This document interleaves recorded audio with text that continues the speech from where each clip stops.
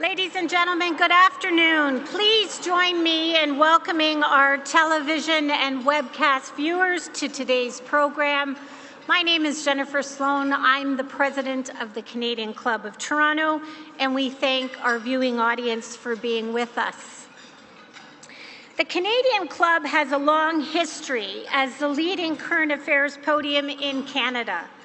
Led by a volunteer board of directors, we are dedicated to encouraging open and accessible debate on issues that matter to Toronto, to the province, and to Canada.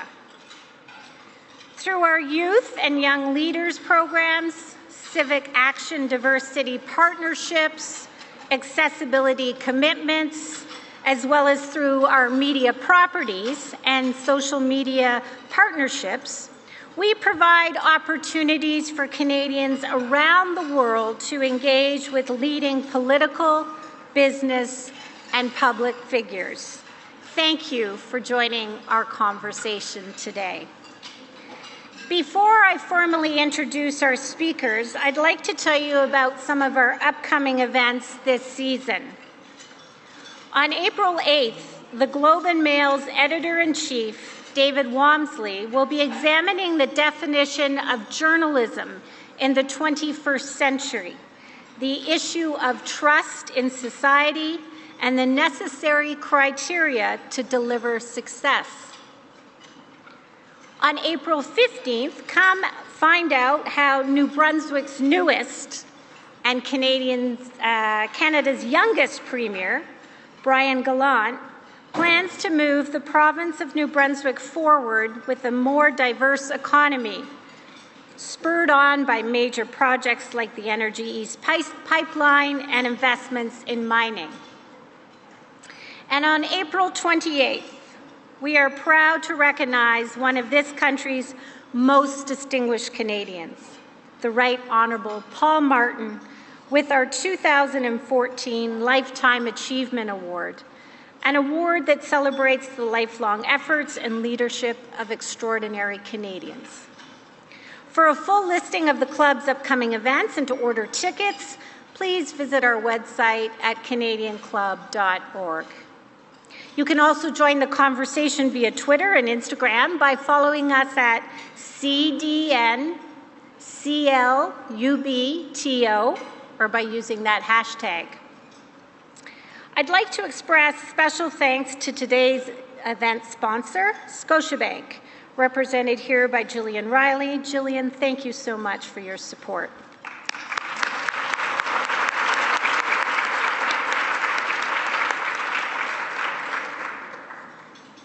Ladies and gentlemen, on your behalf, I'm pleased to introduce today's topic and the panel of experts who are considered pioneers of social innovation. They are adept at harnessing resources to drive social change and corporate social responsibility. Moderating this important conversation is Mr. Rudyard Griffiths. You may recall that the co-founder of the Dominion Institute did a masterful job of leading a conversation on philanthropy here at the club last April. He is a social entrepreneur, author, and Canadian television anchor. Mr. Griffiths also serves on the executive committee of the board of His Highness the Aga Khan Centre for Global Pluralism. In addition, he is president and CEO of the Peter and Melanie Monk Foundation, one of Canada's largest private charitable trusts. Joining Mr. Griffiths are Stephen Huddard, President and Chief Executive Officer of the J.W. McConnell Family Foundation, a private foundation based in Montreal. Prior to joining the foundation, he worked with children's singer Raffi as Executive Director of the Troubadour Music, Inc.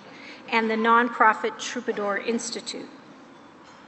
Jill Schnarr, Vice President, Community Affairs, TELUS. Since joining TELUS in 1992, Ms. Schnarr has been recognized for her leadership in community investment and engagement. She received a Leadership Excellence Award for Innovation from the Canadian Women in Communications in 2011. Michael Wilson, Managing Director, Corporate Citizenship, Accenture. He has more than 23 years of extensive experience in defining and implementing transformational change for public service organizations. Mr. Wilson also serves on the Infrastructure Committee of the Toronto Board of Trade. Before I relinquish the podium, I want to invite our live audience here to join the conversation by filling out the question cards on your table. One of our volunteers will come around to collect them during the discussion. And now, without further delay, please join me in welcoming Mr. Griffiths and our expert panelists to the Canadian Club of Toronto, Canada's podium of record.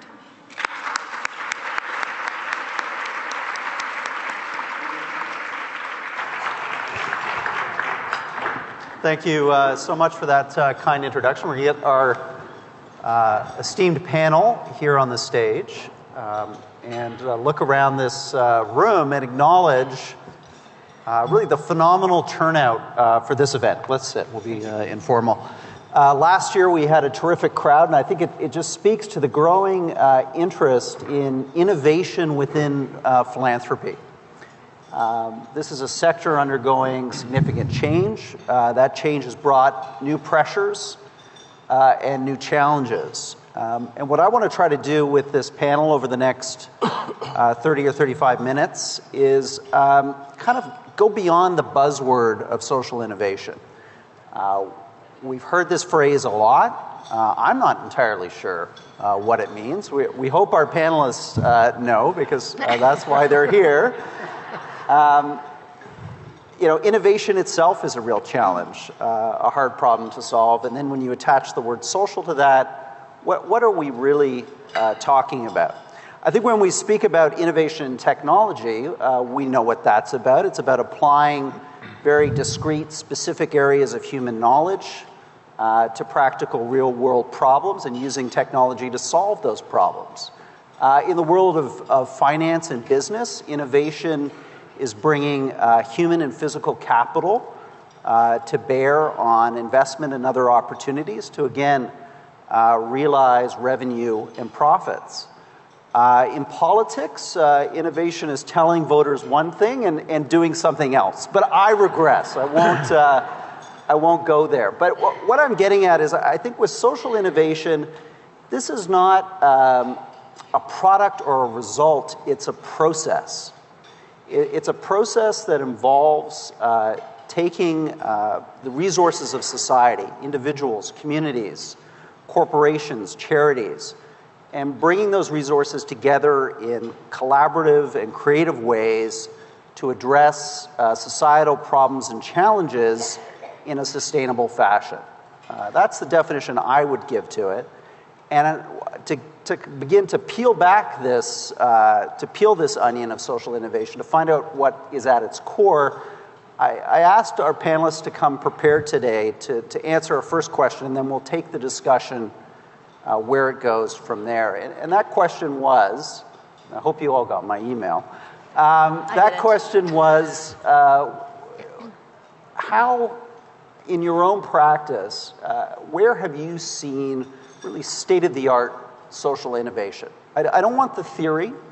I want what you've actually seen that works. And tell us a little bit about why it worked and why you thought it was best in class. And let's try to be, again, as specific and real-world as possible. And Stephen, I want to start with you and the McConnell Foundation, because Great. I know this is a big part of the work that you're doing with the foundation. Thank you very much. It's such a pleasure to be here and see so many friends and colleagues in the room.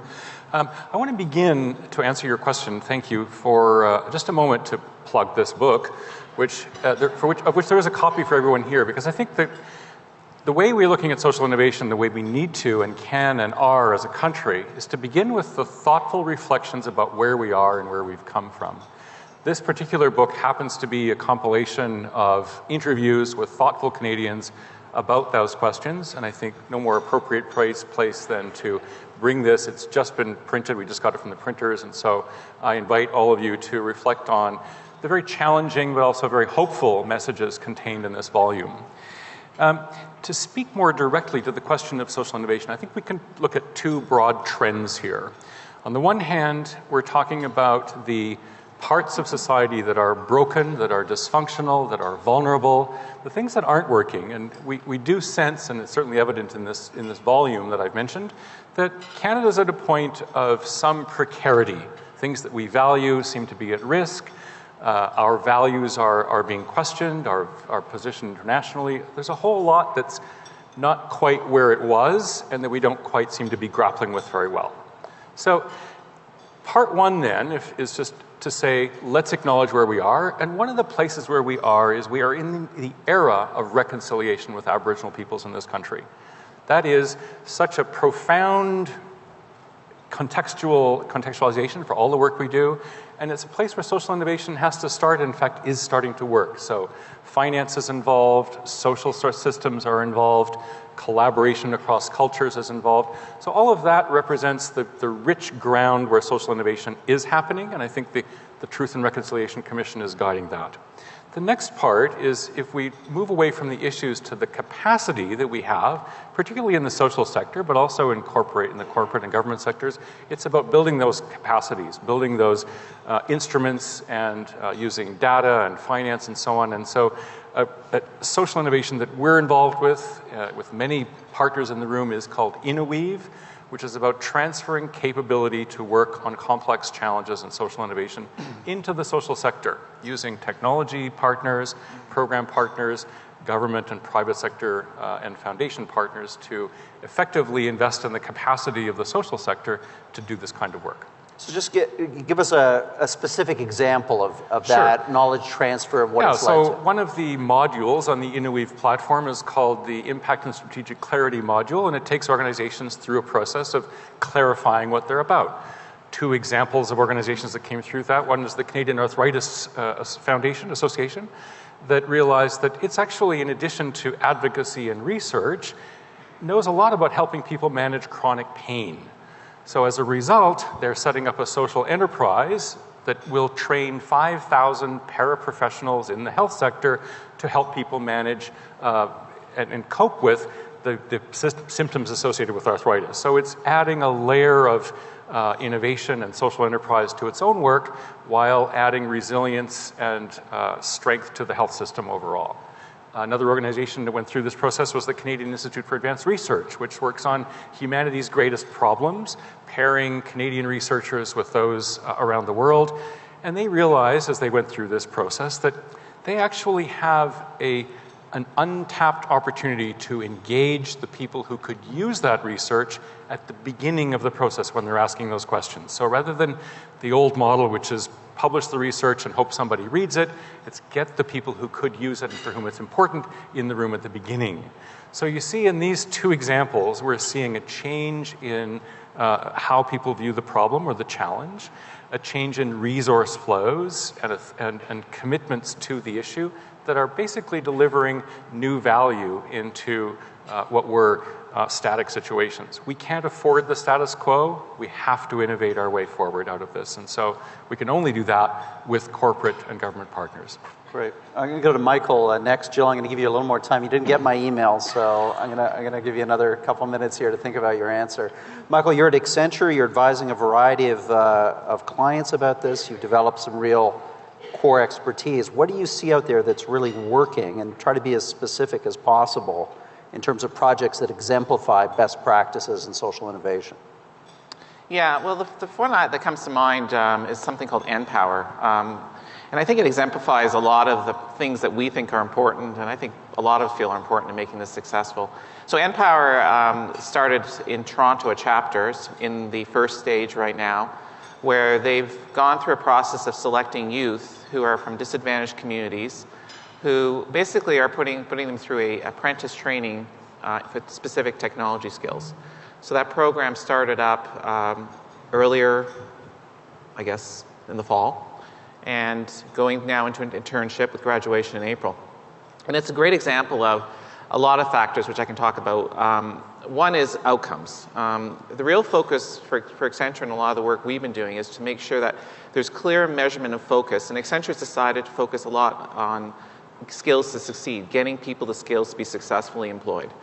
So with organizations like NPower, they've done this work in New York and have proven an 87% conversion rate. So if the students they take in, 87% get successful, sustainable jobs. And these are kids that come from, very tough backgrounds. The other thing, too, that's really interesting about this partnership is it brings together all the different aspects of our community. A view we have is it's interesting for one organization or one entity to do something, but the real power kicks in when we all collaborate. And when we look at how this came to be, civic action, which we're all familiar with, I'm thinking in this room, it came out of a study which Accenture also helped support with civic action to help tackle youth employment in the city, of course, a critical topic here. But also there were other partners that came to the table to make this successful. Ryerson offered space. TD Bank is a member of the group. United Way is a part of this. So we're seeing a whole range of different partners now come together to bring resources, expertise to really contribute to that success. And then finally, setting these things up has to be sustainable and scalable, because it's one thing to set it up, but you want to set it on a path where it can start making more of a multiplier impact. I had the pleasure of going down to New York where I saw that result. And I'm really confident, based on the patterns we're following here in Toronto, we can then set this up for many more classes of kids that we can help bring to that type of success.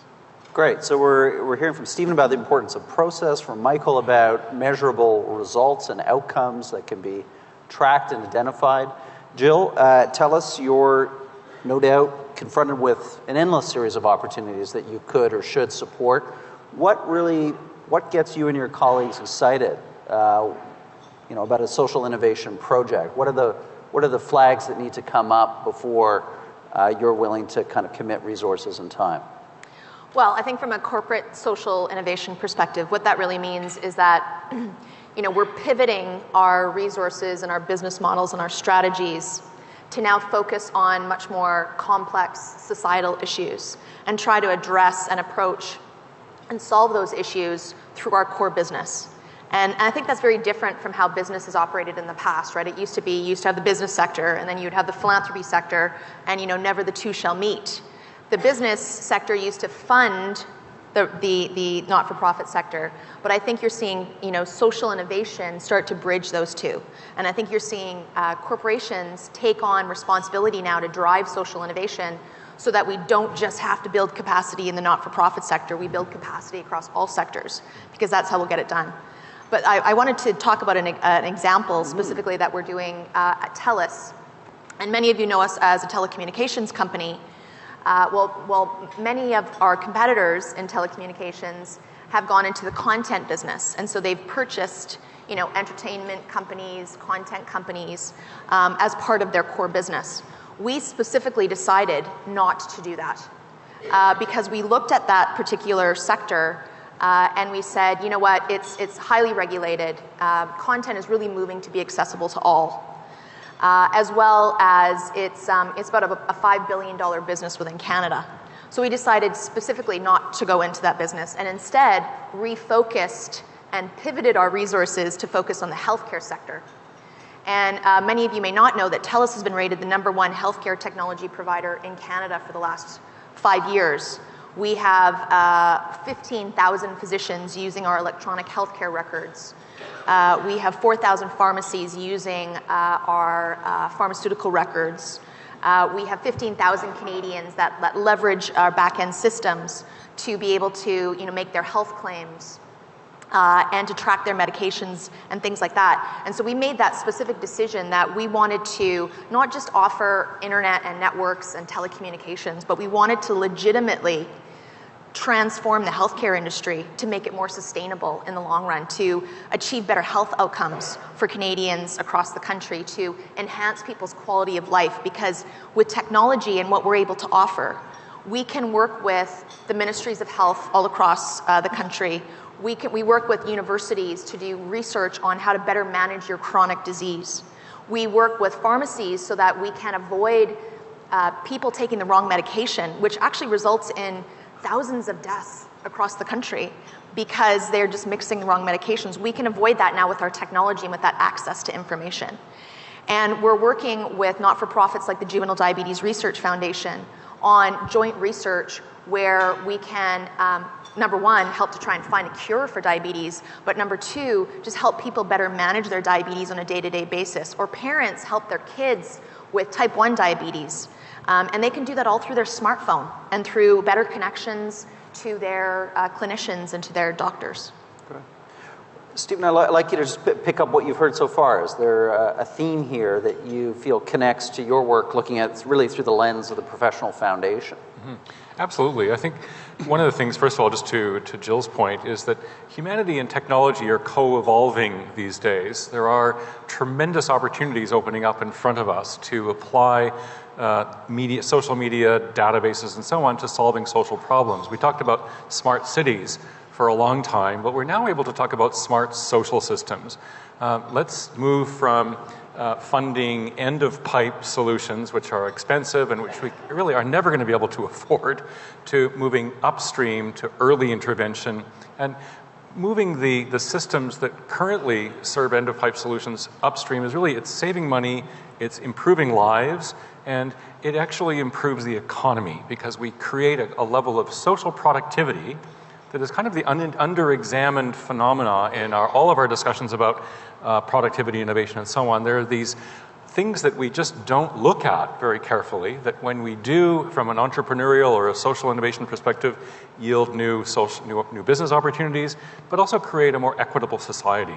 A good example of this is with early child development, about which we know so much, and yet we're still fighting, a group of foundations working together with academics, and yes, there is some leadership across the country, but we could be doing so much better.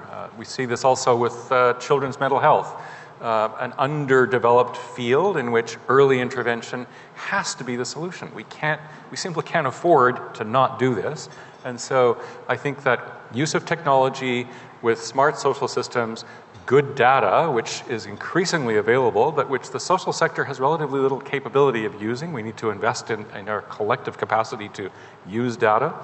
So I think all of that is really powering what we would see as another wave of social innovation in the country. We have technology partners like Cisco here who are doing tremendous work at distributing at very low cost, high quality education and health services to remote communities.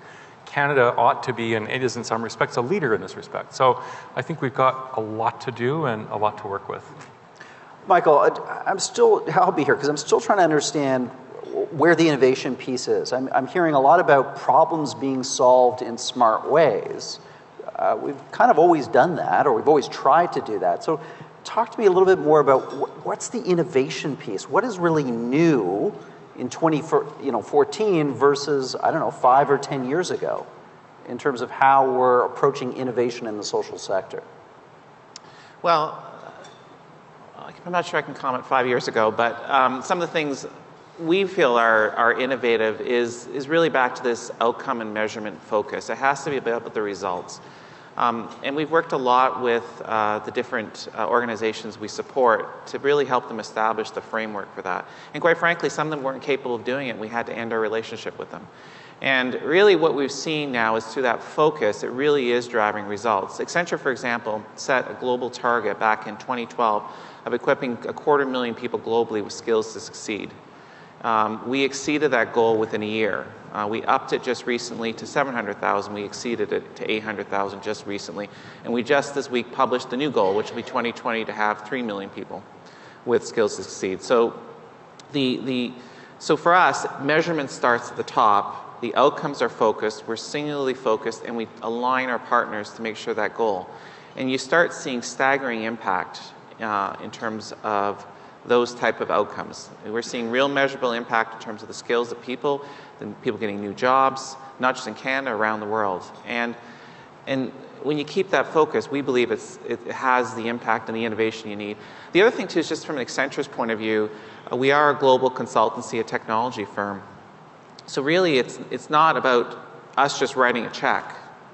We take our own core competencies and apply it to help these groups. There's a table over here from Accenture who's right now working with United Way to do a donor analytics project. So really to look at helping them better target and segment donors, obviously to maximize funds.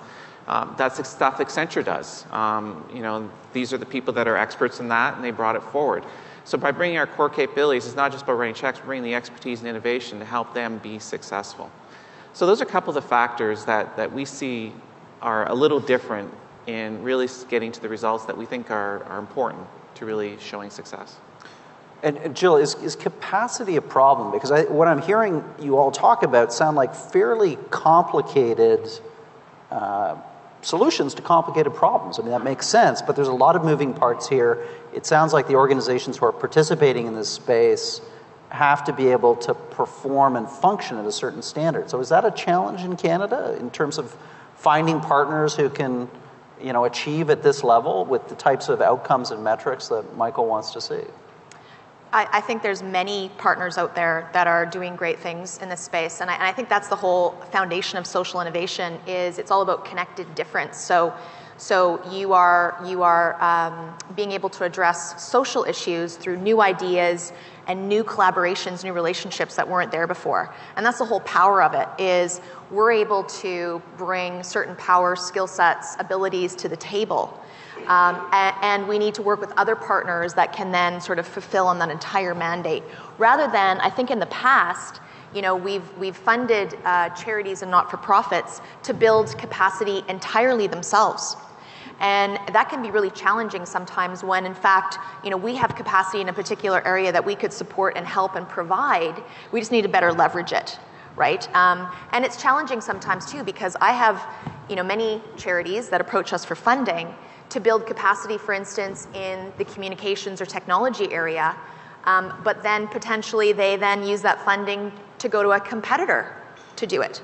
So instead of doing that, why not just come to us? We'll partner with you on the initiative and we'll provide the stuff we're good at. You don't then need to build capacity from the very beginning. And I think those are the type of partnerships we start to look for, where you can be strong in many areas and come to the table and be able to deliver. Now, Stephen, none of you have mentioned the dreaded G word, government. And what does that mean? I mean, maybe somebody in this audience, a potential critic, is saying, this is all very disempowering to government. This is taking power ultimately away from citizens who are making choices through elections and through their democratic institutions to decide how governments should roll out social programs to address social needs. And you're, in fact, in a sense, kind of outsourcing a lot of this to private philanthropy, to boards of private individuals, to boards of private corporations. Well, it's an important question, and I think we can't have this conversation about social innovation without considering government and government's role. There's no doubt when we look across Canada at conditions of fiscal restraint and of the aversion to political risk-taking, that and the 4-year electoral cycle, those structures are actually mitigating against our ability to engage all of us, the plural sector, if we could call it that, in addressing these issues. We have to build collaboration across the social sector with the private sector and involve government. They've got a lot to contribute, but we can't leave this to government. We have the second largest social sector in the world on a per capita basis. We donate and government contributes a lot to this sector so as to create the ability to innovate and adapt and create better social outcomes. So we are, in fact, playing a role that is supported by government, by voters and taxpayers, and we're often increasingly partnering with government on what they would view as their biggest challenges. So that's not only on program delivery, it's also on innovations around how we work together. So the appearance of solutions labs, for example, which government is in a great position to support, but which create space for people around a system to come together and thoughtfully develop prototypes that can be tested and supported in going to scale, is another role for government to play. Government has huge amounts of data that it could be releasing, and is to a certain extent, but supporting work in capacity and sort of the capacity of people to use this data. So Canada signed the global protocol on open data, but we don't see much there in terms of support for the social sector to work with it. So there's an opportunity there to do more with less, but government is currently key to solving a lot of these problems. Great. Michael, you wanted to come in on this? Yeah, I want to comment a bit on maybe think about our employees are also citizens in their communities. And what we've we've been learning through the last few years is the people that work for us, they want to deepen that connection back to their community. And in fact, there's in many ways an untapped resource that we've been, I think, successfully untapping. And really, it's not about just writing checks too. If you look at people who are in their 20s and 30s, they want to contribute in a way that's meaningful, heartfelt, back to their communities. And what we've been doing is just creating a process that allows that engagement. So our own staff will engage with agencies or charities of their choice within the guidelines we set. They will develop the proposals themselves, and through a competitive process, they bring it forward to us for what we call a Dragon's Den, ultimately, where we review and select proposals, which ultimately will get the best proposals, the best quality. But at the same time, it's a way of really, from the ground up, getting our employees to really engage actively in community and represent those things that are of interest. And we find that we've got very, very compelling participation rates now from our employees in terms of these various activities. Jill, let's hear from you on this whole kind of where is government in this? Where is accountability within the larger space of social innovation?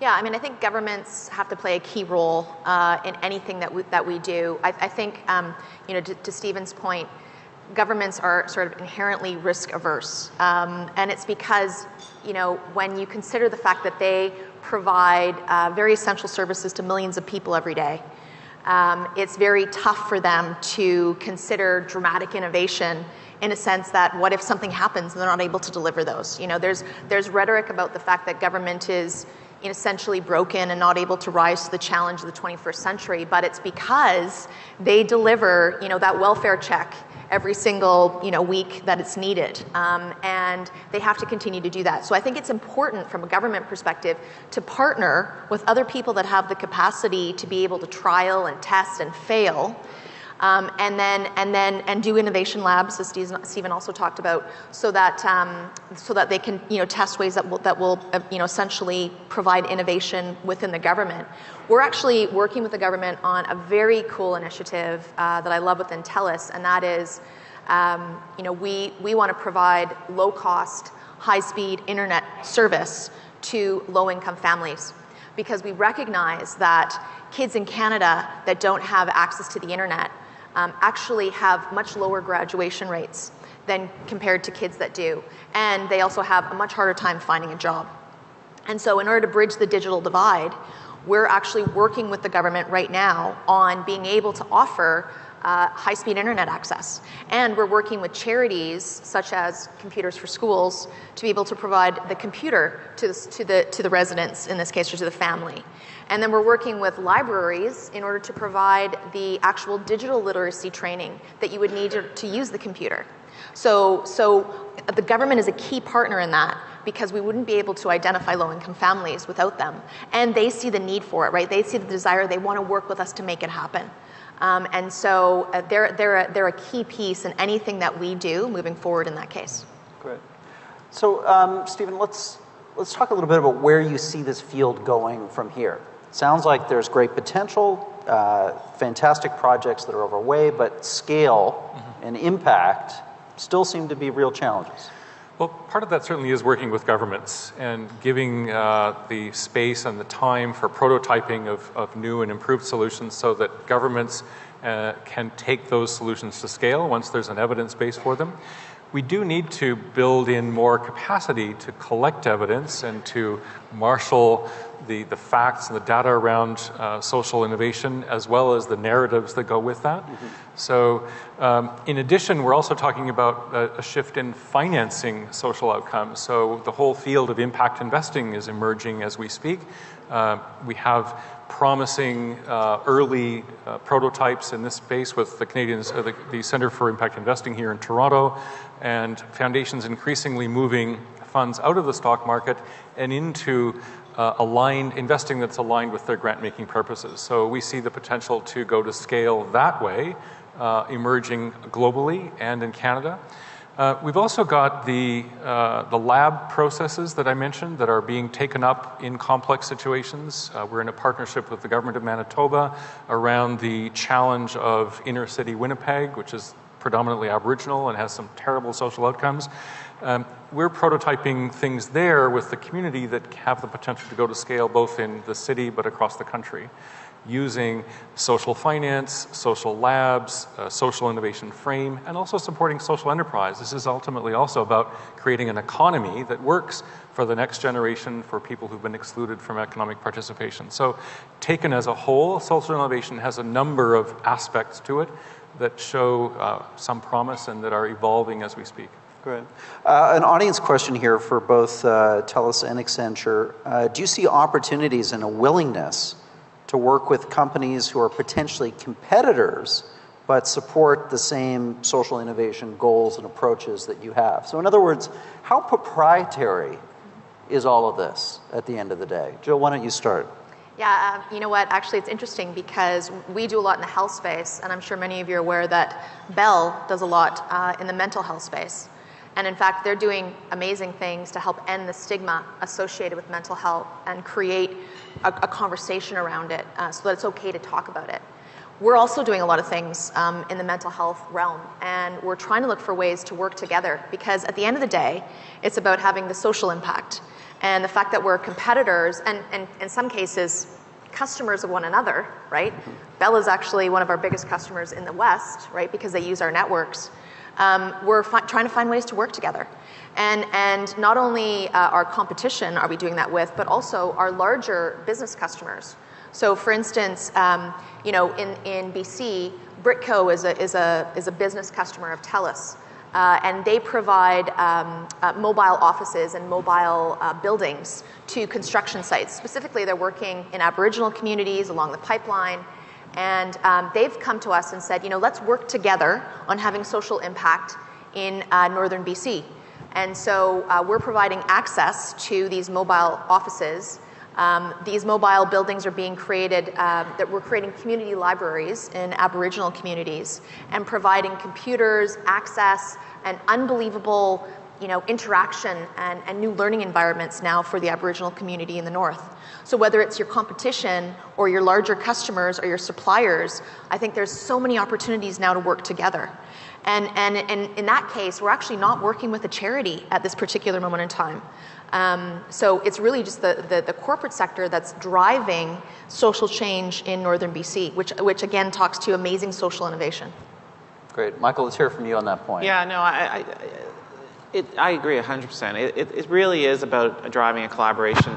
And we do work with our competitors, our clients on many projects, like Futurepreneurs, one of our agencies we support, Access, Junior Achievement.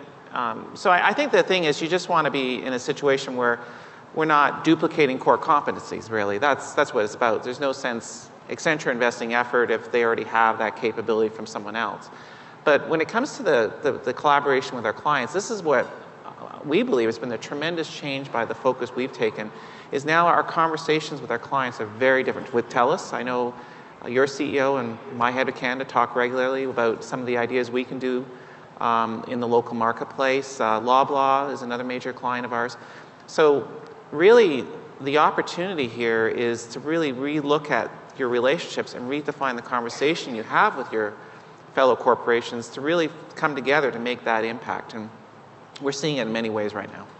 Great. Stephen, I'm going to give you the last word just to kind of wrap up the conversation and share your final thoughts, and then we're going to just be conscious of our time. Sure.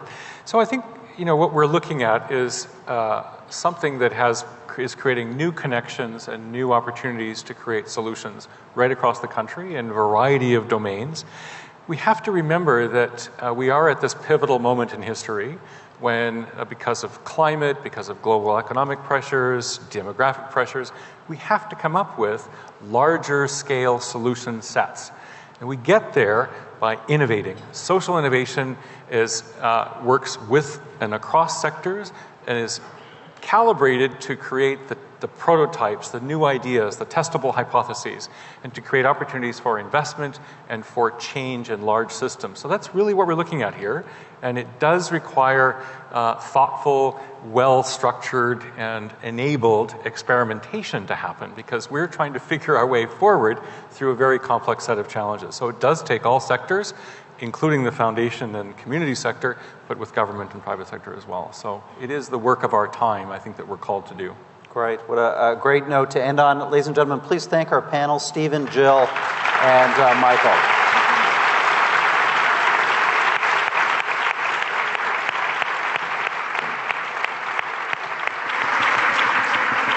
Thank you all. Before I thank the panelists and our moderator, I want to give a special shout out to my fellow Canadian Club board member and co-conspirator in this venture, the unsinkable, the very unsinkable Willa Black of Cisco. Thank you, Willa.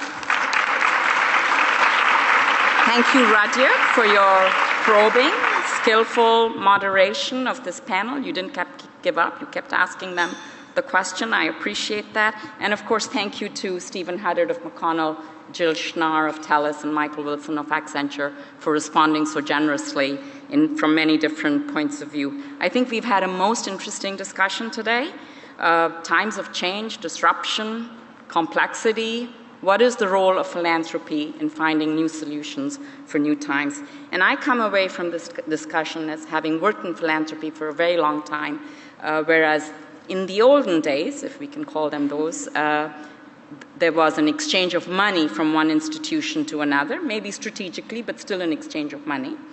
Today, it is really a new system of working and talking across sectors to arrive at scale and at systemic change. So thank you very much. We will carry on this conversation in 2016. Watch out for our next philanthropy panel. Thank you.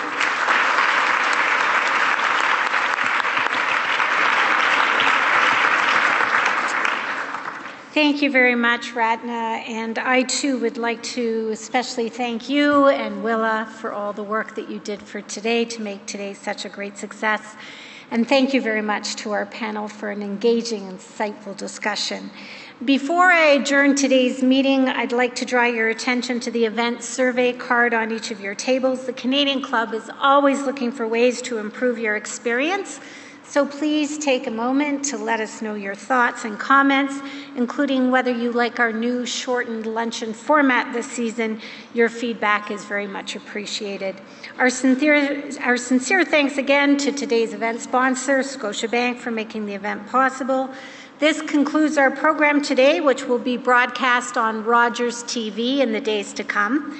We'd like to thank MediaEvents.ca, Canada's online event space, for live webcasting today's event. We're also grateful to Rogers TV and 680 News for their continuing promotion of Canadian Club events. Again, to learn more about the club, please visit us at www.canadianclub.org. Ladies and gentlemen, thank you all for joining us. Our meeting is now adjourned.